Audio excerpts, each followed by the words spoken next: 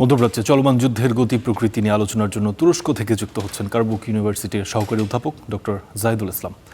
Doctor Zahidul, star নিউজে আপনাকে আবারও স্বাগতম। ধন্যবাদ আমাদের সঙ্গে আবারও যুক্ত হওয়ার জন্য। ডক্টর জাহিদ, ট্রাম্প দাবি করেছেন ইরানের সাথে আলোচনা ভালোভাবেই এগোচ্ছে, কিন্তু আলোচনার দৃশ্যমান অগ্রগতি বলতে ইসলামাবাদে সৌদি, তুরস্ক, মিশরের পররাষ্ট্রমন্ত্রীদের একটি বৈঠক হয়েছে।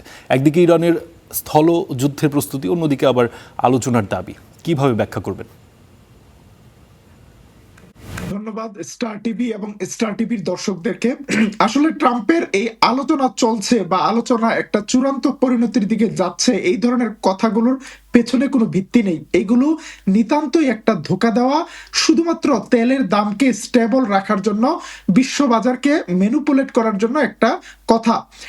ইরান জানাচ্ছে যে তাদের সাথে কোনো ধরনের আলোচনা হয়নি, বরং আলোচনার একটা পরিবেশ তৈরি করার জন্য 4টি শক্তিশালী মুসলিম দেশ ইসলামাবাদে একসাথে হয়েছে। এখানে তুরস্কের পররাষ্ট্রমন্ত্রী হাকান ফিদান, মিশরের পররাষ্ট্রমন্ত্রী, সৌদি আরবের পররাষ্ট্রমন্ত্রী, পাকিস্তানের পররাষ্ট্রমন্ত্রীর সাথে কথা বলেছেন। কিন্তু সেই আলোচনায় এই দেশগুলো নিজেদের পারস্পরিক সম্পর্ক, অর্থনীতি নিয়ে কথা বললেও ইরান যুদ্ধ কিভাবে বন্ধ করবে সেই বিষয় নিয়ে একমত হতে পারেনি। তুরস্ক এবং মিশর দুটি আলাদা আলাদা প্রস্তাব দিয়েছে। তুরস্কের প্রস্তাবে সকল পক্ষকে হামলা বন্ধ করা, যুদ্ধ বন্ধ করার একটি রূপরেখা দেওয়া হয়েছে, কিন্তু মিশরের প্রস্তাবটি অনেকটা আমেরিকার প্রস্তাবের মতো। সেখানে ইরানের উপর নানা ধরনের জিনিস চাপিয়ে দেওয়ার কথা আছে। ইরানকে তার মিসাইল রেঞ্জ কমাতে হবে, ইরানকে তার পারমাণবিক সমৃদ্ধকরণ বন্ধ করতে হবে, আমেরিকান প্রস্তাবগুলো। এবং ইরান এইসব প্রস্তাবের দিকে কোনো ধরনের ভ্রুক্ষেপ করছে না, লড়াই চলছে তীব্রভাবে। এই মুহূর্তে ব্যাকডোরে যে আলোচনা চলছে মুসলিম 4টি দেশের মাধ্যমে, সেটি সফল হওয়ার সম্ভাবনা খুবই ক্ষীণ, বরং তীব্র লড়াই চলছে। উভয় পক্ষ উভয় পক্ষকে হামলা করছে। আজকে আমাদের কাছে সর্বশেষ তথ্য এসেছে, ইরানের নৌবাহিনী প্রধান অ্যাডমিরাল আলী রেজা তাংসিরিকে হত্যা করা হয়েছে। ইরান সেটি স্বীকার করেছে। আবার ইরান হাইফায় ইসরায়েলের সবচেয়ে বড় একটি অয়েল রিফাইনারিতে হামলা করেছে। দাউ দাউ করে জ্বলছে হাইফা অয়েল রিফাইনারি। সুতরাং এখানে আলোচনায় খুব বেশি। অধ্যাপক জাহিদ, আপনি যেইটি ব্যাখ্যা করছিলেন তাতে আমি যেটুকু বুঝতে পারলাম, এই 4 দেশের পররাষ্ট্রমন্ত্রীরা যে বৈঠকটি করেছেন, এখানে আসলে বিভিন্ন পক্ষের প্রক্সি হিসেবে তারা হয়তো আলোচনা করতে চেয়েছেন। কিন্তু ট্রাম্প যখন বলেন তিনি খার্ক দ্বীপ দখল করে ইরানের তেলের নিয়ন্ত্রণ নিতে চান, তখন আসলে এই আলোচনার কোনো বাস্তবতা আসলে কি থাকে? আপনি ঠিকই বলেছেন। আসলে ট্রাম্পের এখনকার যে পলিটিক্স বা যে পলিসি, এটা অনেকটা জোরজার মুল্লুকতার এই ধরনের।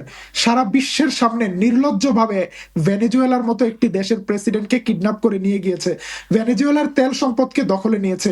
ট্রাম্প ঠিক তেমনি ভাবে ইরানের খার্ক দ্বীপ দখল করে ইরানের তেলের উপর নিয়ন্ত্রণ গ্রহণ করার একটা কথা প্রকাশ্যেই ঘোষণা করছে।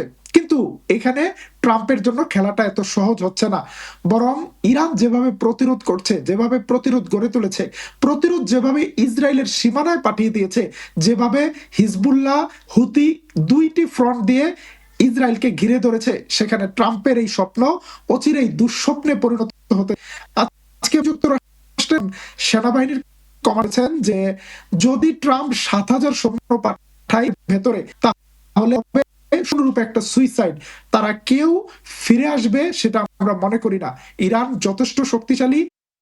আপনি বলছিলেন যে ট্রাম্প আসলে যেভাবে এখন পর্যন্ত কথাবার্তা বলছেন, তাতে আসলে তার হুথিরাও এখন পর্যন্ত যুদ্ধে জড়িয়ে পড়েছে। ইরানের এই সক্ষমতা আসলে কতটুকু অটুট থাকতে পারে? এখন আবার হুথিরাও যুদ্ধে জড়িয়েছে। সব মিলে পরিস্থিতি আসলে কোন দিকে যাচ্ছে? আসলে যুদ্ধের ময়দানে ইরান এবং ইসরায়েলকে মুখোমুখি দেখা গেলেও এই দুই পক্ষের পেছনে রয়েছে আরো অনেকগুলো পক্ষ। ইসরায়েলের পেছনে যেমন আমেরিকা রয়েছে, আরো কিছু ইউরোপিয়ান দেশ গোপনে থাকতে পারে পরোক্ষভাবে। ঠিক তেমনি ভাবে ইরান এখানে একা লড়াই করছে না। ইরানের পেছনে সুস্পষ্টত রাশিয়া এবং চীনের সহযোগিতা রয়েছে। বিশেষ করে ইরানের কাস্পিয়ান সাগর তীরবর্তী বন্দর আরজালি দিয়ে রাশিয়া থেকে কন্টিনিউয়াস সহযোগিতা আসছে, এবং রাশিয়া ইউক্রেন যুদ্ধের প্রতিশোধটা ইরানের মাধ্যমে নিতে চাচ্ছে। সে কারণে রাশিয়ার সহযোগিতা, চীনের সহযোগিতা যতদিন থাকবে, ইরানের জন্য এই যুদ্ধটিকে দীর্ঘমেয়াদে চালিয়ে নেওয়া অসম্ভব কিছু নয়, বরং ইরান এখন পর্যন্ত ব্যাপক ক্ষয়ক্ষতি করতে পেরেছে তার প্রতিপক্ষের। এখন পর্যন্ত ইরানের নামার সাহস পায়নি আমেরিকার প্যারাট্রুপাররা। অসংখ্য ধন্যবাদ আপনাকে ডক্টর জাহিদুল ইসলাম সরকার আমাদের সঙ্গে যুক্ত হওয়ার জন্য।